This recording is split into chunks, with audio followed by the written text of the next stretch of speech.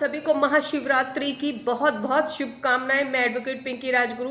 आज हम बात करेंगे कि अगर इंटीरियर मेंटेनेंस लग गया है, क्योंकि बहुत सारे पतियों के हमारे पास कॉल आए हैं कि मैम इंटीरियर मेंटेनेंस लग गया है और वो इतना लग गया है कि हम नहीं दे पा रहे हैं, हमारी कैपेसिटी नहीं है इतनी कि हम इतना ज़्यादा इंटीरियर मेंटेनेंस उस केस में दें जबकि हमारी कोई गलती भी नहीं है। तो ऐसे में आप इंटीरियर मेंटेनेंस को कैसे चैलेंज करेंगे? देखिए, अगर आपके ऊपर मजिस्ट्रेट कोर्ट से इंटीरियर मेंटेनेंस लगा है तो आप उसे सेशन कोर्ट में चैलेंज कर सकते हैं, और अगर फैमिली कोर्ट से लगा है तो हाई कोर्ट में कर सकते हैं, और अगर हाई कोर्ट से लगा तो ऑनरेबल सुप्रीम कोर्ट में कर सकते हैं। अब ये सवाल आएगा कि कितने दिन में हम चैलेंज कर सकते हैं। तो ध्यान दीजिएगा कि 30 दिन के अंदर आप अपील फाइल कर सकते हैं और 90 डेज के अंदर आप रिवीजन फाइल कर सकते हैं। आम आदमी सोचेगा कि अपील और रिवीजन में क्या फ़र्क है, तो दोनों ही में आप उस ऑर्डर को ही चैलेंज कर रहे हैं, बस थोड़ा सा टेक्निकल फ़र्क है। अब यहाँ पे अपील में क्या होता है, अपील में आप कहते हैं कि ऑर्डर गलत है, ठीक है, जबकि रिवीजन में आप कहते हैं उसको पुनर्विचार याचिका भी कहते हैं। तो यहाँ पर आप उसको बोल रहे हैं कि एक बार इसको चेक किया जाए।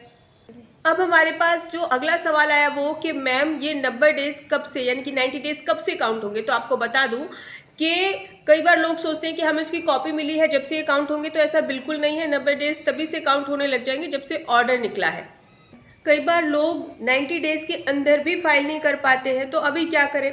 तो कई लोग ऐसे हैं जो बोल रहे हैं कि मैम समय बीत चुका है, अब क्या करें, क्या हम अभी फाइल कर सकते हैं? तो जी हाँ, आप अभी भी फाइल कर सकते हैं, और उसके साथ एक एप्लीकेशन जाएगी लिमिटेशन एक्ट अंडर रूल 5, यानी कि under section 5 of limitation act.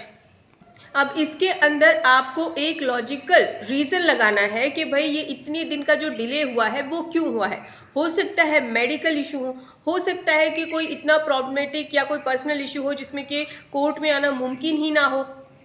और अगर कोर्ट इस एप्लीकेशन से आपकी बातों से कन्विंस हो जाता है तो अगर कोर्ट चाहता है तो वो 90 दिन के बाद भी आपकी एप्लीकेशन को अलाउ कर सकता है, और आपकी क्रिमिनल रिवीजन 90 दिन के बाद भी एडमिट हो जाएगी। लेकिन अगर कोर्ट आपकी बात से, आपके रीज़न से कन्विंस नहीं हुआ तो वो उसे खारिज भी कर सकता है।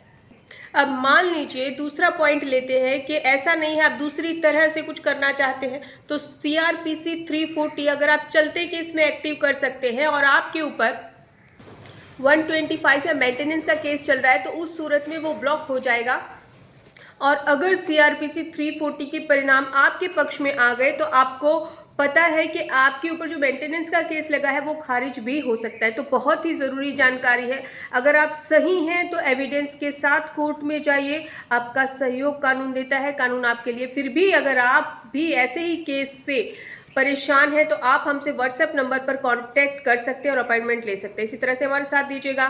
जय हिंद।